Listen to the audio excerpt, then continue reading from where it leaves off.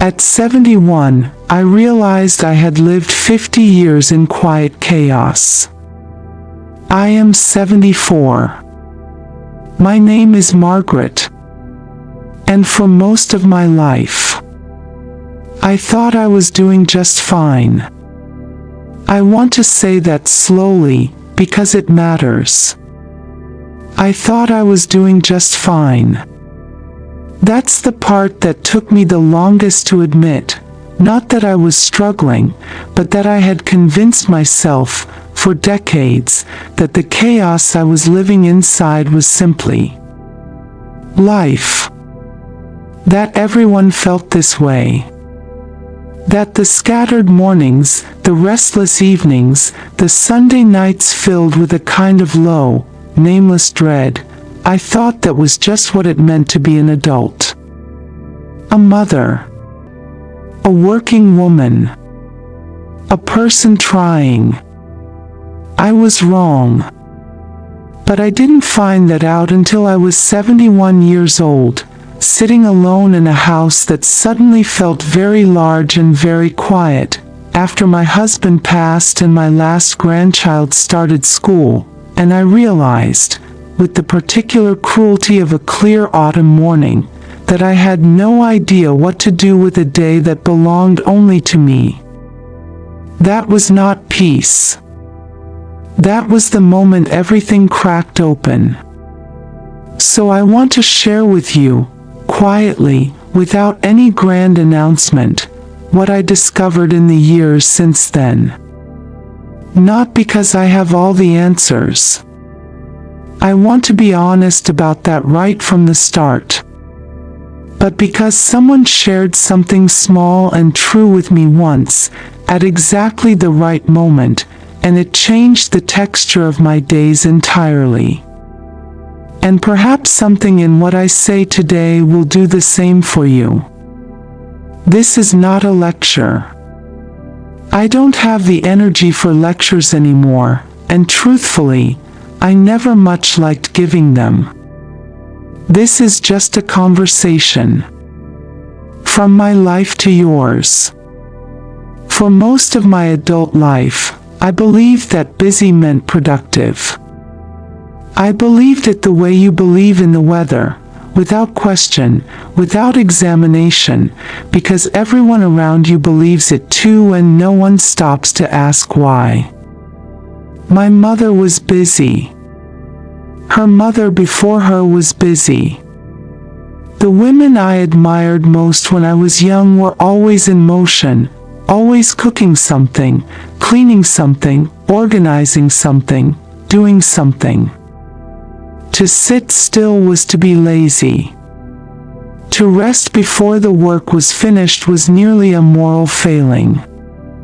And so I built my life on movement.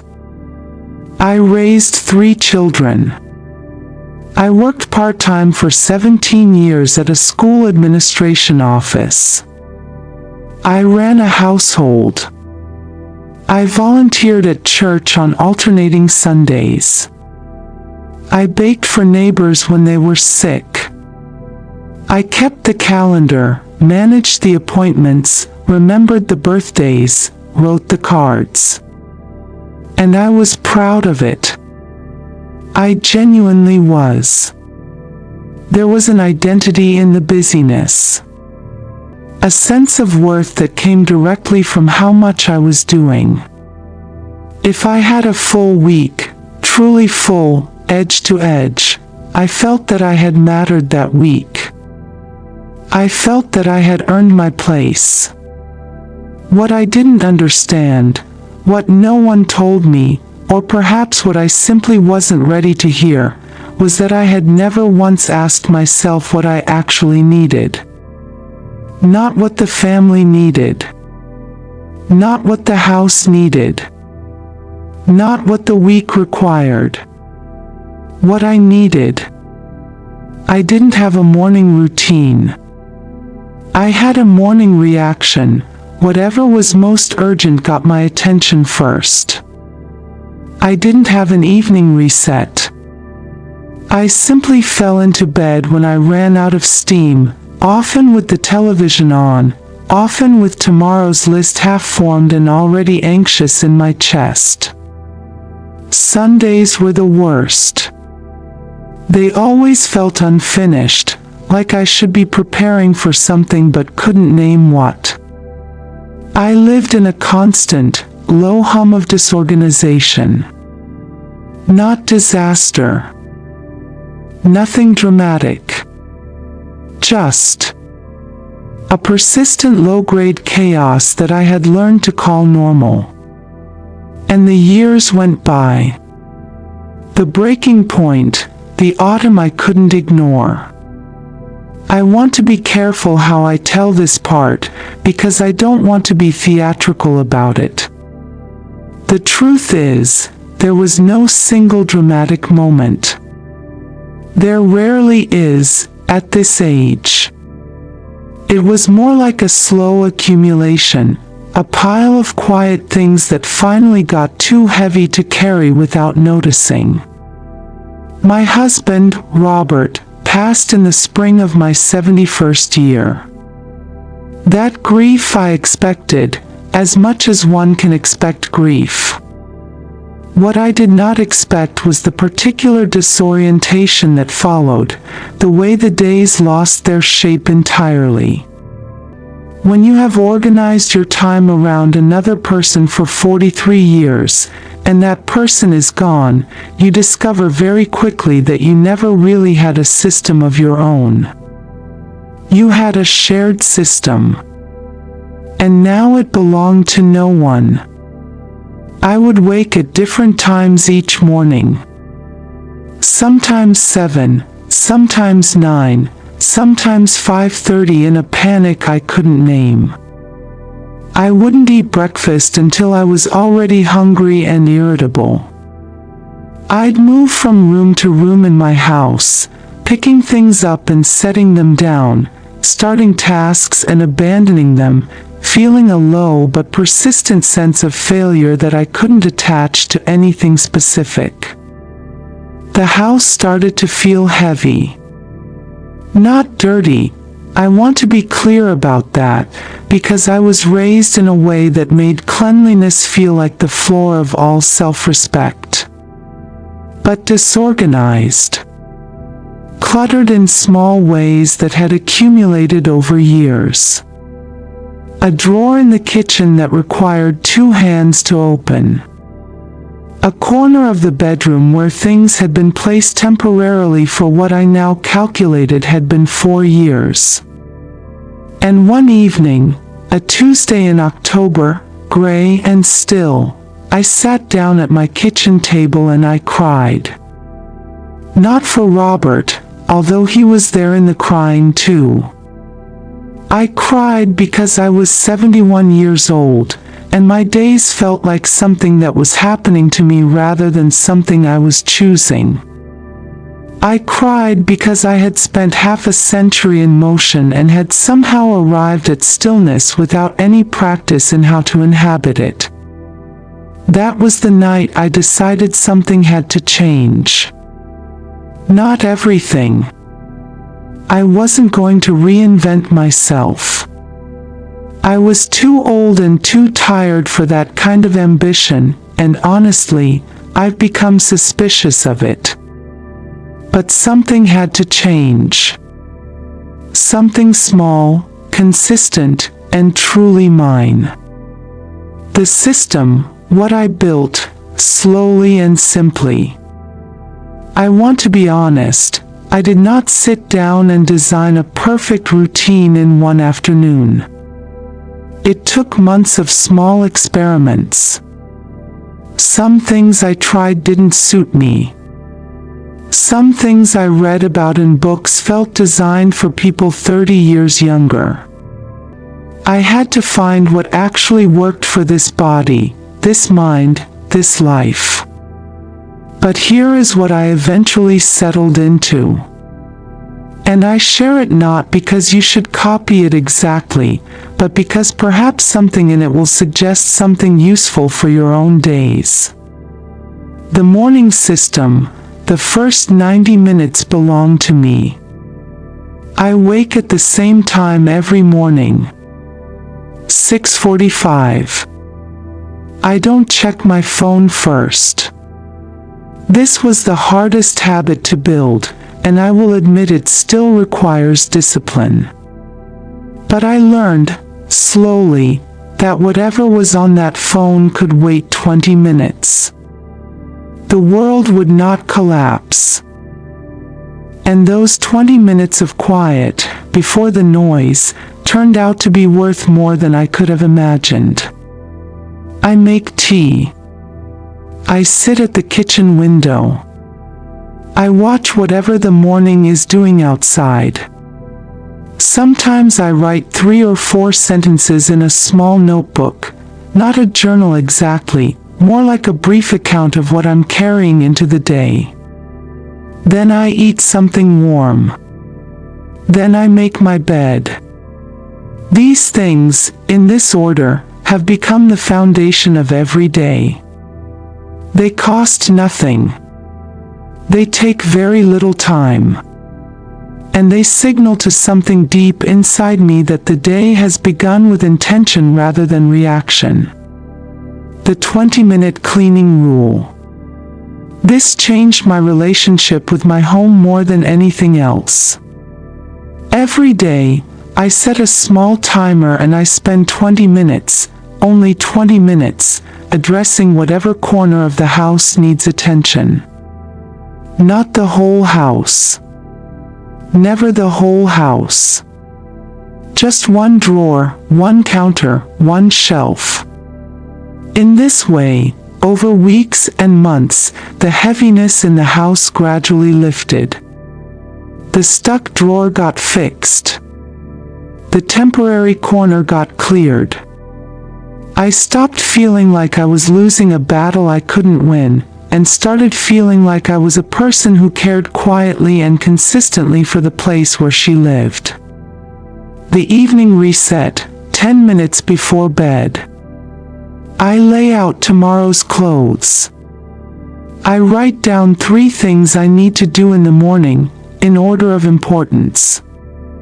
I tidy the kitchen counters, just the counters, so I wake to a clear surface. This takes 10 minutes. Sometimes less. But it means I go to bed with a sense that tomorrow is already, slightly, taken care of. Sunday planning, the anchor of the week. Sunday afternoons, after lunch, I sit with a cup of tea and a simple notebook and I look at the week ahead. Not to fill it. Not to schedule every hour. But to orient myself. To know what's coming. To note 1 or 2 things I want to be intentional about. This single practice eliminated almost entirely that nameless Sunday dread I had carried for decades. The dread, I came to understand, was not about Sunday. It was about feeling unprepared. The planning was simply preparation. Quiet and unglamorous and completely effective. Energy management, working with the body I have. I do the things that require real concentration in the morning, when my mind is clearest. I rest without guilt in the early afternoon, 20 minutes, no more. I do not schedule difficult tasks or difficult conversations after 4 in the evening. This is not laziness. This is paying attention. The body at 74 has its own wisdom, and the kindest thing I have learned to do is listen to it rather than override it. I want to manage your expectations here, because I think this matters. My life is not remarkable. It is not glamorous. I have not climbed a mountain or written a memoir or discovered a passion I didn't know I had. My days are quiet. They are, by almost any external measure, quite ordinary. But I wake up in the morning without dread. I move through my house without that low hum of disorder that I lived inside for so long without recognizing it. I go to bed having done what I intended to do, not everything, never everything, but something chosen and completed. My mind feels clearer than it did at 55. My sleep is deeper than it has been in years. I feel, most days, like a person who is inhabiting her life rather than being swept along by it. That is what I mean by peace. Not an absence of difficulty. Not an erasure of grief. Robert is still missed, will always be missed. Not a life without worry, but a steadiness underneath it all. A sense that the structure of the day is holding me, and I am not simply falling through it. That is everything. It is quiet and it is everything. If I could sit across from myself at 40 or 50 or even 65, I would not lecture her. She wouldn't listen, and honestly, she wasn't ready. But I would say this, as gently as I could. The chaos you are calling life is not inevitable. It is a choice you are making, and you have the right to make a different one. Structure is not a cage. I know that's what I believed, somewhere beneath the surface. That if I built routines, I would lose something essential and spontaneous about myself. I was wrong. The structure became the container in which I could finally, genuinely, rest. I would tell her, don't wait until the house is quiet and your reason for busyness has left. Don't wait until 71 to discover what a consistent morning can do for a human spirit. Don't wait until you are tired in the bone to start treating your energy as something worth managing. The regret in that is real. I sit with it. I don't pretend otherwise. But I also try not to let it become another form of disorder. Regret can be its own kind of chaos if you let it. So I acknowledge it, and I set it down, and I go and make my tea at 6:45. If anything I've said today felt familiar, if you recognized something in the scattered mornings, the tired Sundays, the house that feels like it's quietly winning some long, slow argument, then I simply want you to know that it doesn't have to stay that way. You don't need to overhaul your life. You need one small thing, done consistently, that signals to you that the day is yours. Start there. Just there. If you are younger than me, and most of you are, please, gently, don't wait as long as I did. You don't need a crisis to give yourself permission to live with a little more intention. The permission was always yours. I just didn't know that until it was quite late in the afternoon of my life. And if you are close to my age, or past it, then perhaps this is simply a quiet reminder that it is not too late. It is never, I have come to believe, truly too late to bring a little more order to the hours that remain. I am 74. My mornings are calm now. My house is mostly clear. My Sundays no longer frighten me. It took a long time to get here. But I am here.